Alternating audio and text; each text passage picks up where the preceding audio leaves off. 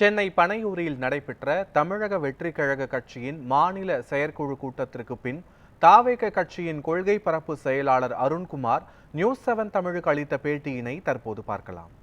பரந்தூர் விமான நிலையத்தை எதிர்த்து மக்கள் 1000 நாட்களுக்கு மேலாக போராடி கொண்டிருக்கிறார்கள்.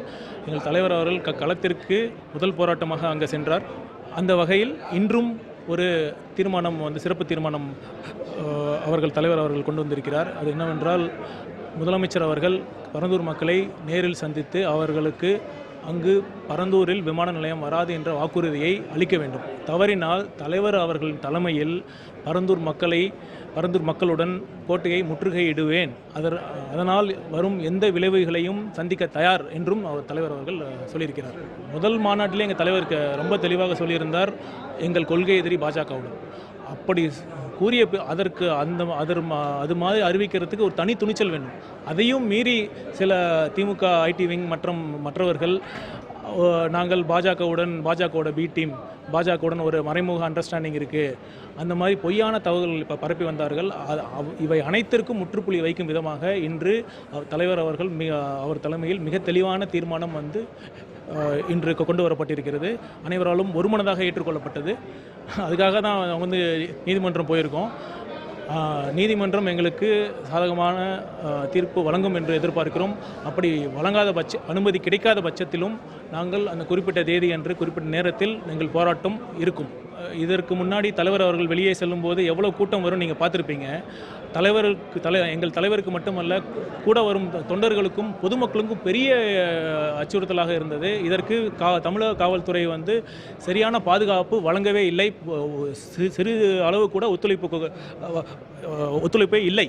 அதையும் மீறி தலைவர் அவர்கள் அந்த பாதிக்கப்பட்ட குடும்பத்திற்கு சென்று நேரில் ஆறுதல் சொல்ல வேண்டும் என்று ரொம்ப ஆழமாக விரும்பினார். அதற்காக ரொம்ப ஒரு ரிஸ்க் எடுத்து தலைவர் அவர்கள் நைட்டு போய் ஒரு 3 நிமிஷம் இருந்தாலும் அதற்காக 14 மணி நேரம் அவர் பை ரோட் ட்ராவல் பண்ணி அங்கே போனார். இது உண்மையான ஒரு மக்கள் மேலே ஒரு அன்பு, அவங்க வழியை தன் வழியாக உணர்கிற ஒரு தலைவரால் தான் இந்த மாதிரி பண்ண முடியும். இந்த நேரத்தில் இன்னொன்று சொல்லிக்க விரும்புகிறேன். காவல் மரணம் அரசு பயங்கரவாதம். காவல்துறைக்கு பிரச்சனைக்காக போகிறோம், அவங்களே நம்ம உயிரை பாதிக்கிற அளவுக்கு ஒரு பண்ணுறாங்கன்னா அதை கண்டிப்பாக ஏற்றுக்கொள்ளவே முடியாது. இது அரசு மேலே பல்வேறு விமர்சனங்கள் இருக்கலாம். அது உச்சபட்ச விமர்சனமாக நான் இதை பார்க்குறேன். இந்த காவல் மரணம் இதற்கு கூட முதலமைச்சர் அவர்கள் நேரில் போய் ஆறுதல் சொல்லணும் அவருக்கு தோணல. ஒர்க் ஃப்ரம் ஹோம் பாலிடிக்ஸ் பண்ணிகிட்டு இருக்காரு. அவர் மக்களை போய் அவரை போய் ஃபஸ்ட்டு நீங்கள் இந்த கேள்வி அவங்ககிட்ட போய் சிஎம் இன்றைய முதல்வர் அவர்களிடம் கேளுங்கள், நீங்கள் ஏன் ஒர்க் ஃப்ரம் ஹோம் பாலிடிக்ஸ் செய்து கொண்டிருக்கிறீர்கள் என்று அவர்களை கேளுங்கள்.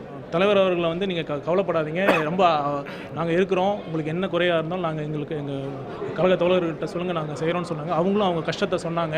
தலைவர் அவர்கள் போனதே அவங்களுக்கு பெரிய ஆறுதலாக இருந்தது.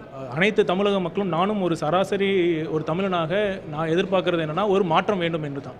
இந்த கடந்த 50 வருடங்களுக்கு மேலாக மாறி மக்கள் ஓட்டு போட்டு விரக்தியில் இருக்கிறார்கள். அவர்கள் ஒரு உண்மையான மாற்றத்திற்காக உண்மையாகவுமே அவங்கள ஒரு எதிர்பார்த்து காத்து கொண்டிருக்கிறார்கள். யாராவது வரமாட்டாங்களா, நல்லாட்சி தரமாட்டாங்களா ஏங்கி கொண்டிருக்கிறார்கள். அதுக்கு நம்பிக்கை அளிக்கக்கூடிய வகையில் நம்ம தமிழக வெற்றி கழகம் ஆரம்பிக்கப்பட்டது. அதற்கு முத்தாய்ப்பாக இன்று அவர் தலைவர் அவர்களை முதலமைச்சர் வேட்பாளராக இன்று நாங்கள் தீர்மானம் கொண்டு வந்திருக்கிறோம்.